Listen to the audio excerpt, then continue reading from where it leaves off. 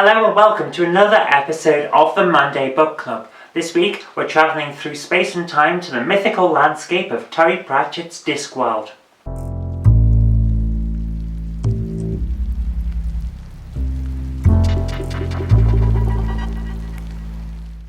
Nightwatch, the 29th Discworld novel, fits firmly into what can generally be regarded as the later style of the Discworld novels, being that it is darker and more full of social commentary than the balls-out fantasy parody pastiches of Pratchett's earlier work. And it's one of my personal favourites. It's not the favourite because that's Small Gods, but it's really close to it. The story follows the trials of Sir Samuel Vimes, Duke of Ankh and commander of the City Watch, which is Ankh-Morpork's version of a police force. He's accidentally sent back in time when trying to capture a murderer and finds that he's now smack bang in the middle of the build-up to Ankh-Morpork's bloodiest revolution. So his problem then is to try and capture this murderer and get back home without changing all the timeline. It's a bit like Quantum Leap. He has to set right what unfortunately might go wrong if this guy who he's chasing gets his own way. But just when you think that seems fairly straightforward, he also has to take on the role of his own younger self's mentor when it turns out that the timeline is already changed by him going back, and now the person that he looked up to and respected died. Now, it's a funny story that goes with this book because back in 2001, during the Clarecraft Discworld event, Terry Pratchett actually auctioned off the chance to be in one of his forthcoming books. And I was there at this event, and unfortunately I didn't win, but never mind, you can't have everything.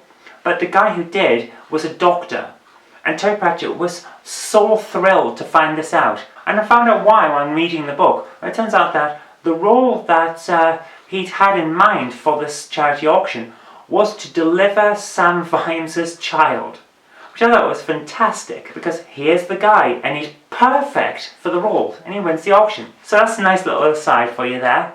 Taking it as a standalone novel, does it stand up on its own merits rather than being part of a fantastically successful series? And yes, it does. The time travel story is fantastic. It works coherently within its own rules, which is something that time travel stories don't always do. It's unfortunate, but that's the truth when it comes to time travel. Things tend to get messed up for the plot, but not so here. This actually hangs together properly. The characters are fantastic. They're rounded. They feel quite real.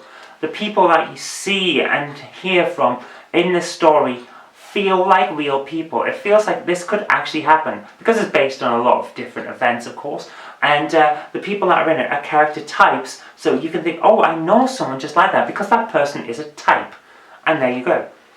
The plot itself is very good. It's well paced, it's well structured, it's just a very, very good book, which is great considering that it's coming off the heels of some of the poorer Discworld novels. We've just had Carpe Jugulum, The Last Continent, The Thief of Time was the one just before this, and they're all not very good. It's that point in the Discworld series where it goes from being weird fantasy to social commentary and satire, and it was a bit of a problem meshing them together for a while. But in this story, Nightwatch, Pratchett actually starts to get himself pulled right back together. He knows exactly what he's doing, and now we've got the later Discworld proper, and it's fantastic. So this is the point where things start getting back on track, and it's great to see. It's also the point where the patrician starts becoming less of a very, very able-bodied, competent, hyper-competent, magnificent bastard type of character, and becomes slightly more human. He's still got the magnificent bastard thing going on,